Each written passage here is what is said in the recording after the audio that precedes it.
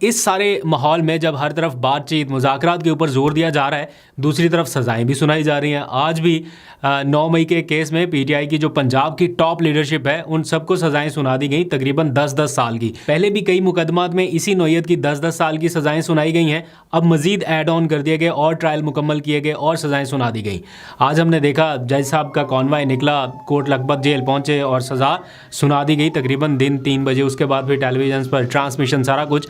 लेकिन शाह महमूद कुरैशी एक बार फिर बरी कर दिए गए हैं। ये उनका टोटल कोई 50वां मुकदमा है जिसमें उनकी बरियत हुई है। एक के बाद एक मुकदमा जो कायम हुए, तो उनके वकील आज बता रहे थे कि 50वें मुकदमे में उनकी बरियत हुई है। तो क्या इमरान खान के ये तगड़े खिलाड़ी रिहा होने के बिल्कुल करीब पहुंच चुके हैं? लोगों को इसमें भी उम्मीद नज़र आती है, लेकिन अभी 3 मुकदमात बाकी रह गए हैं जिनमें उनकी रिहाई होना है या ज़मानत होना है।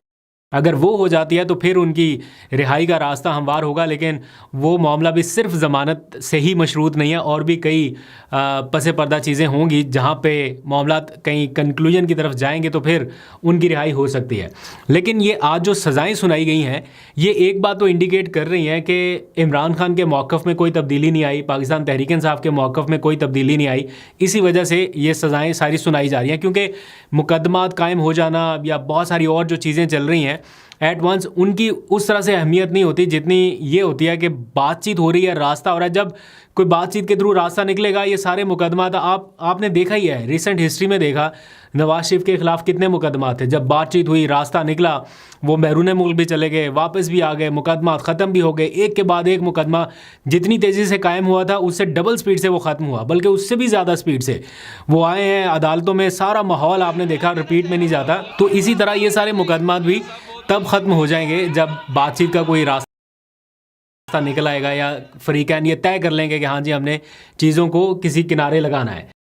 3 साल के बाद कम से कम ये रियलाइजेशन तो हर सतह पे हो चुकी है कि ये जितना कुछ भी हो चुका, इससे हुआ क्या, इससे हासिल क्या कर पाए हैं अभी तक, वो जब आप सामने रखते हैं तो पता चलता है कि जनाब मुल्की मुआशी मामलात बेहतर करने के लिए या इन्वेस्टमेंट लाने के लिए अंदरूनी सतह पे ये जो अफरा तफरी है इसको ख़त्म करना होगा। और ये बड़ी अच्छी बात है अगर ये हर जगह पे रियलाइजेशन हो रही है आहिस्ता आहिस्ता। इवन हुकूमत भी अब जोर देके कह रही है कि बातचीत होनी चाहिए, लेकिन मसला ये है कि इमरान खान से कौन डील करे या इमरान खान को कौन मनाए, वो नहीं वहाँ पे मान रहे।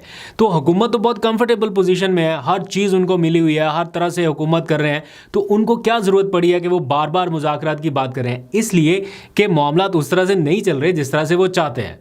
बहुत सारी चीज़ें स्टैंड स्टिल पे हैं, अभी तक स्टक है। तो उनसे निकलने के लिए ये रास्ते तलाश करना बड़ा ज़रूरी है कि बातचीत हो। लेकिन ये अब अडयाला जेल के कैदी से या उसकी रेजिस्टेंस के बाद अब तवज्जो कोट लखपत जेल की जानिब चली गई। आज भी हमने देखा एक ख़त जो है वो सरफेस कर रहा है सोशल मीडिया पे कि कोट लखपत जेल की जो पीटीआई की लीडरशिप है उन्होंने मुश्तरका एक ख़त लिखा, पहले भी लिखा था, अभी दोबारा उन्होंने ख़त लिखा जिसका उन्वान दिया गया है कि ना मुफाहमत ना मुज़ाहमत, सिर्फ सियासत। तो वो सताइश कर रहे हैं उन लोगों की जो मुज़ाकराती अमल में किसी तरह से शामिल है। और उन्होंने इस ख़त में लिखा ख़ास तौर पर कि इमरान खान ने जिनको ज़िम्मेदारी दी है, यानी महमूद अचकज़ई और अल्लामा राजा नासिर अब्बास, हम उनसे ये तवक्को करते हैं कि वो कोई वे फॉरवर्ड निकालेंगे, वो कोई बातचीत के ज़रिए रास्ता आगे बढ़ाएंगे। हम सियासी लोग हैं, सियासत करना चाहते हैं। दूसरी जानिब अगर कोई ये समझता है कि कोट लखपत जेल फैसला साजी का मरकज़ या महवर बन सकता है या यहाँ से फ़ाइनल डिसीजन हो सकता है, तो मेरा ख्याल है ऐसा होना थोड़ा मुश्किल है, क्योंकि इन सियासी कैदियों का जो हेडक्वार्टर है वो तो अडयाला जेल ही है। जो जहाँ से असल फ़ैसले की अप्रूवल होनी है वो तो वहीं से है जहाँ पे इमरान खान बैठे हुए हैं। तो मेरा ख्याल है उनसे बातचीत होनी पड़ेगी। अच्छा, कल जो मैंने आपको कहा कि बातचीत का या कोई मुलाकात का कोई विंडो एक निकल सकता है, कोई रास्ता निकल सकता है, वो तोशा खाना केस का ट्रायल है जो कि हतमी मरहले की जाने बढ़ चुका है। कल उसका ट्रायल होने जा रहा है। एट द मोमेंट जब मैं आपसे बात कर रहा हूँ, बल्कि एक बार फिर मैं चेक कर लेता हूँ ताकि आपको लेटेस्ट अपडेट मिले। एट द मोमेंट जब मैं बात कर रहा हूँ तो ये ट्रायल जो है, हाँ जी, अभी तक इसके बारे में ये बताया गया है कि ये ट्रायल होने जा रहा है। इमरान खान के ख़िलाफ़ केस बिल्कुल हतमी मराहल की जाने बढ़ चुका है। गवाहान के वो बयानात रिकॉर्ड किए जा चुके हैं, दलाइल मुकम्मल हो चुके हैं। अब जवाबुल जवाब का मरहला बाकी रह गया, तो दैट मीन्स 1 या 2 और आखिरी समातें और उसके बाद फ़ैसला। तो फ़ैसला तो खैर जो भी हो वो तो पता ही है सबको क्या हो सकता है। एक और सज़ा सुनाई जा सकती है, उससे इमरान खान को क्या फ़र्क पड़ेगा? जहां और 14-14 साल की सज़ाएँ हैं वहाँ पे इसमें भी सुना देंगे तो इतना उनको फ़र्क नहीं पड़ेगा। लेकिन हाँ, ये है कि इस दौरान बातचीत का या मुलाकात का कोई मौका मिल सकता है। मैंने अभी उनके वकील से पूछा कि क्या ये जेल ट्रायल इंटैक्ट है, अभी होने जा रहा है, आप लोग जाएंगे। तो उन्होंने बताया कि एज़ इफ़ नाउ हम भी इंतज़ार कर रहे हैं, हमें अभी तक ये नहीं बताया गया कि ये मुलतवी हो रहा है, लेकिन इसके इम्कानात ज़्यादा हैं कि मुलतवी हो जाए। जिस किस्म का माहौल है कि उनसे बातचीत नहीं हो रही, मुलाकातें कट ऑफ की गई हैं, तो ऐसे में लग यही रहा है कि जब आप ये व्लॉग सुन रहे होंगे या इसके बाद किसी भी time in the middle time में, आखिर में भी चेक करके आपको बता दूंगा, लेकिन ये मुलतवी हो सकता है। बट अगर नहीं हुआ तो एक विंडो बरकरार रहेगी। अब देखते हैं कि क्या अपडेट आती है, फिर आपको बाद में भी बता देंगे।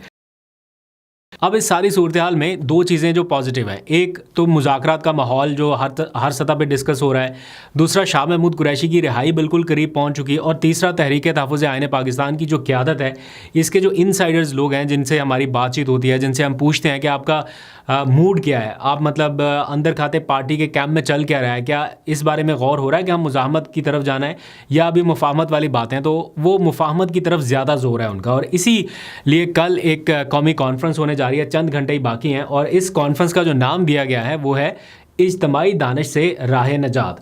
ये जो इस टाइम मुल्क को दरपेश मामलात हैं या मसाइल हैं, उनसे राह नजात हासिल करने के लिए इज्तमाई दानिश, इस उन्वान से कल कौमी कॉन्फ्रेंस होने जा रही है, जिसके लिए खैबर पख्तूनख्वा हाउस इस्लामाबाद में इंतजामात किए गए हैं। और जैसे मैंने आपको कल के व्लॉग में बताया था कि पीपल्स पार्टी को नहीं इनवाइट किया जा रहा, तो ना पीपल्स पार्टी ना मुस्लिम लीग नून, लेकिन इस प्लेटफॉर्म से ओपन इन्विटेशन सबको दिया गया है। कोई ऐसा नहीं है कि दावतनामा किसी के नाम से शाया कर दिया गया कि जनाब आप शिरकत करें, आप शिरकत करें। उन्होंने सबके नाम ये ओपन इन्वाइट कर दिया है कि आप लोग भी अगर चाहें तो इसमें पार्टिसिपेट कर सकते हैं। महमूद अचकज़ई के नाम से एक ओपन इन्वाइट जो है वो सोशल मीडिया के ऊपर भी डाल दिया गया है। तो देखते हैं, कल मैं खुद भी जाऊँगा वहाँ पर, इसको कवर भी करेंगे ARY न्यूज़ के लिए, और फिर इसको आपको भी अपडेट करेंगे कि वहाँ पर क्या डिस्कस होता है। 2 रोज़ा ये कॉन्फ्रेंस है, और संडे को जब ये कंक्लूड हो जाएगी तो फिर उसमें अपने कुछ डिमांड्स या अपने कुछ एक कदम पीछे हटना है या आगे बढ़ना है, उसका वे फॉरवर्ड क्या है वो बता दिया जाएगा। अब आ जाइए ज़रा 2 और ख़बरें हैं। आज एक वफाकी वज़ीर अलीम ख़ान और सेनेटर पलवशा ख़ान की लड़ाई हुई। कौमी असम्बली में सेनेट की कायमा कमेटी बराए मवासलात का इजलास था, और उस इजलास के दौरान गर्मा गर्मी इस हद तक बढ़ी कि मामला शटअप कॉल्स तक चला गया, इससे भी आगे तक चला गया। बहुत हेटेड आर्गूमेंट्स जो है वो हो गए, और यू शट अप और हाउ डेयर यू, और इस तरह की बातें जो है वो वहाँ सुनने को मिली।